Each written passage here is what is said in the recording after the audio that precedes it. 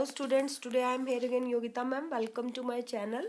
तो आज मैं आपके लिए चैप्टर 3 से रिलेटेड वीडियो लेकर आई हूँ बेटा। इसमें देखिए, ये आपका ओल्ड बुक्स में आप देखेंगे तो ये चैप्टर 4 है। ठीक है, भारत के विदेशों से संबंध इस चैप्टर का नाम है, लेकिन अभी इसका न्यू नेम रखा गया है भारत की विदेश नीति। तो इसमें आपको ये 5 टॉपिक जो है तैयार करने एग्जाम के लिए। इंडिया की फॉरेन पॉलिसी शुरू से लेके और अब तक क्या है, भारत और अमेरिका के रिलेशन, भारत व रशिया के रिलेशन, भारत व इजराइल के रिलेशन और भारत की परमाणु नीति, न्यूक्लियर पॉलिसी ऑफ इंडिया क्या है। तो इसमें अगर मैं सबसे इम्पॉर्टेंट टॉपिक आपको कमिंग ईयर के लिए बताना चाहूँ तो वो है बेटा इंडिया और इजराइल की रिलेशनशिप, क्योंकि ये न्यू टॉपिक है और ये आपकी फर्स्ट बुक के चैप्टर 4 में भी इंक्लूड किया गया है। तो मैंने जो है डिस्क्रिप्शन बॉक्स में इसका लिंक दे दिया है, इस टॉपिक को आप वहाँ से तैयार करेंगे। ओके स्टूडेंट्स, तो अब हम चैप्टर शुरू करते हैं। देखिए, प्रिंसिपल ऑफ फॉरेन पॉलिसी। देखिए, कोई भी कंट्री हो ओवरऑल इन द वर्ल्ड, दूसरे देशों के साथ उसके रिलेशन कैसे होने चाहिए या कैसे होते हैं, उसका एक मूल नियम होता है। देखिए क्या है वो नियम।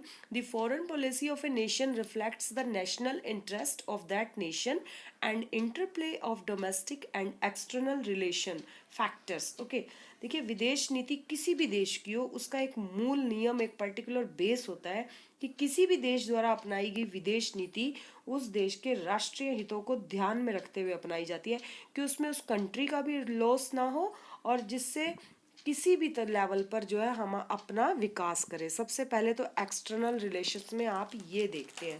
ओके स्टूडेंट्स, तो अगर मैं बात करूं आपके जो है हमारे जो है सबसे पहले प्राइम मिनिस्टर कौन थे, आप जानती हैं, श्री जवाहरलाल नेहरू। ठीक है, तो और वो ओनली नॉट प्राइम मिनिस्टर, वो आपके भारत के पहले विदेश मंत्री भी थे 1946 से लेकर के 1990 आपका 64 तक, टिल दैट। ओके, ये आपको जो है याद रखना है। और देखिए स्टूडेंट्स, तो इसमें आपको उन्होंने 3 मूल नियम बनाए थे अपनी फॉरेन पॉलिसी के। क्या थे वो, ये एज इट इज आपको लिखने हैं एग्जाम में। To preserve the hard earn sovereignty, मतलब कि जो इतनी मुश्किल से हमने एक अपनी आज़ादी पाई है उसको बचा करके रखना है। ठीक है, to protect territorial integrity of India, और जो है अपनी क्षेत्रीय अखंडता, एकता को बनाए रखना है देश के अंदर। और to promote rapid economic development, और तेज गति से अपने देश का आर्थिक विकास करना है। इन 3 प्रिंसिपल को फॉलो करते थे हमारे नेहरू जी। ओके स्टूडेंट्स, तो अभी हम आगे देखेंगे। देखिए इसमें आप अपनी ओल्ड बुक से भी ये तैयार कर सकते हैं, ये आपकी बुक में गिवन है, आप वहाँ से भी याद कर सकते हैं। इससे रिलेटेड आपको 4 पॉइंट्स याद करने हैं।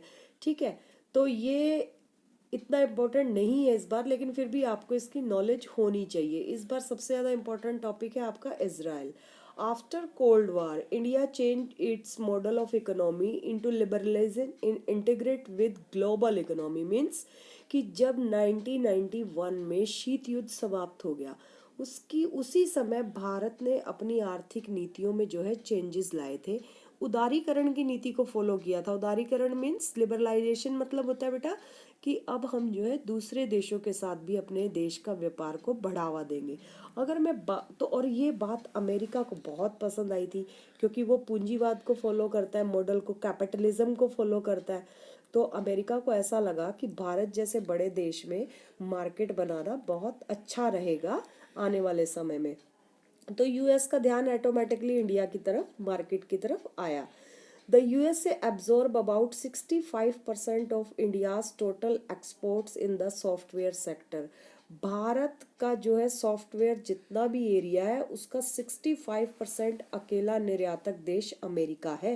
यानी जितना भी सॉफ्टवेयर के प्रोडक्ट जो यहाँ बनते हैं इंडिया में, उसका 65% सेलर आपका अमेरिका है। ओके, खरीदने वाला, बायर है वो।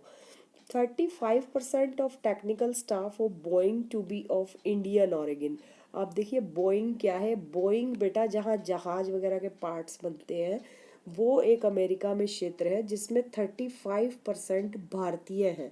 ओके, और 3 लाख से भी ज़्यादा भारतीय सिलिकॉन वैली, जो वहाँ की सबसे बड़ी बिजनेस अपार्टमेंट कहा जाता है, वहाँ पर 3 लाख से भी ज़्यादा भारतीय काम करते हैं। ये भी एक बहुत बड़ी अचीवमेंट है अपने आप में, अमेरिका जैसी कंट्री के साथ हमारे रिलेशन को दिखाने के लिए।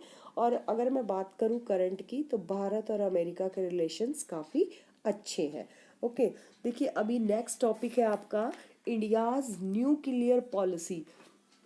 इसमें देखिए स्टूडेंट्स कि न्यूक्लियर प्रोग्राम हमारा, ये 1 मार्क का क्वेश्चन भी आता है आपका, कि भारत ने अपना सबसे पहला परमाणु परीक्षण न्यूक्लियर जो है टेस्ट कब किया था? तो बेटा ये किया था 1974 में। और किसके अंडर किया था?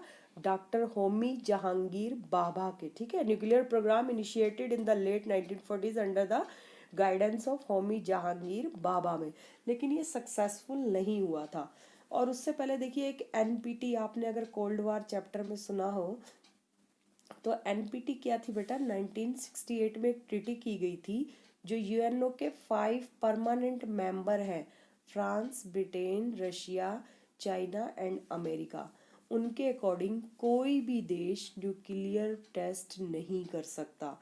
लेकिन भारत ने ये क्या कहा कि हम जो है सिर्फ इसका यूज़ अपने जो है सिक्योरिटी के लिए कर रहे हैं और पीसफुल एनवायरनमेंट के लिए हम ऐसा कर रहे हैं। पीसफुल पर्पस है हमारा, कोई किसी पर हमला करने का हमारा पर्पस नहीं है। इंडिया ने कहा हम अपनी सेफ्टी के लिए ऐसा कर रहे हैं। ठीक है, India conducted a series in May 1998 और हमारा सफल पहला परमाणु परीक्षण कौन सा रहा था?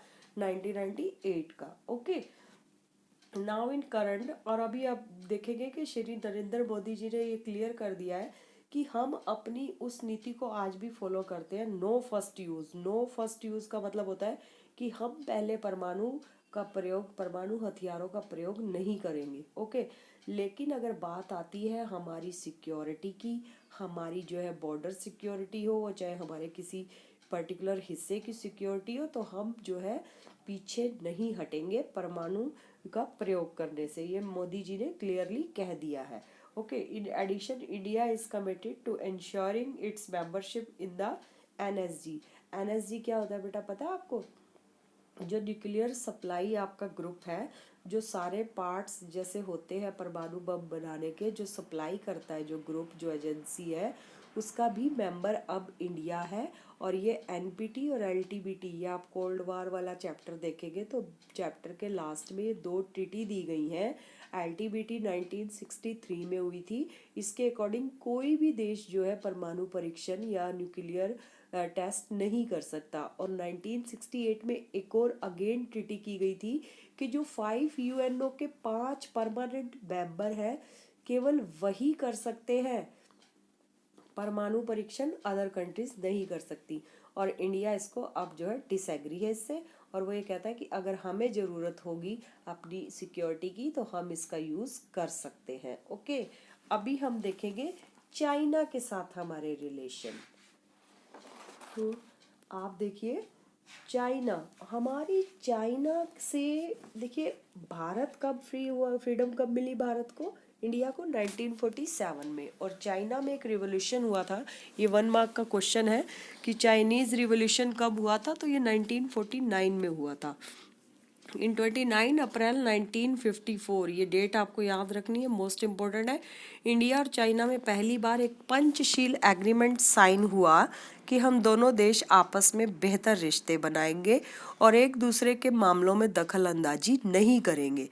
ठीक है, और यही तो इसे हम हिंदी में बेटा पंचशील समझौता कहते हैं और इंग्लिश में भी पंचशील एग्रीमेंट। ओके, इसमें दोनों ने 5 मुख्य जो है नियमों पर साइन किए थे। ये आपका 1 मार्क का क्वेश्चन आ सकता है कि पंचशील एग्रीमेंट पर कब साइन किए गए थे, तो आपको डेट याद रखनी है।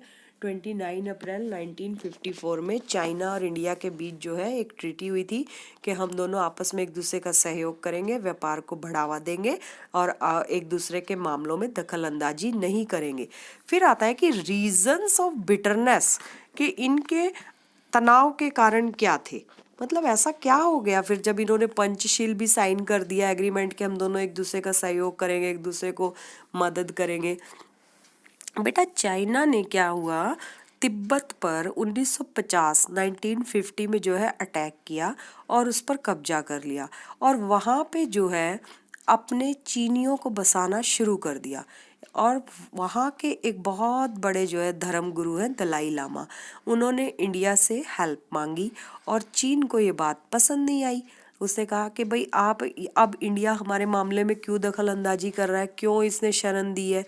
तो इसी के चलते देखिए जब पूरा विश्व क्यूबा मिसाइल संकट को लेकर के टेंशन में था, तब जो है इधर से चाइना ने अटैक कर दिया इंडिया के तिब्बत क्षेत्र पर, ठीक है।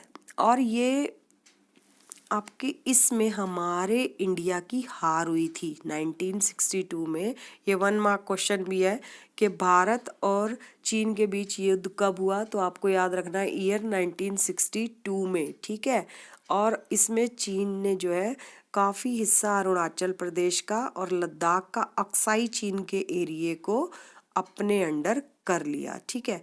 और देखिए इसमें क्या है, इसमें भारत की सेना के कई कमांडर जो है छोड़ गए आर्मी को, क्योंकि वो नेहरू जी की विदेश नीति को बिल्कुल ही एक तरह से यूजलेस बता रहे थे।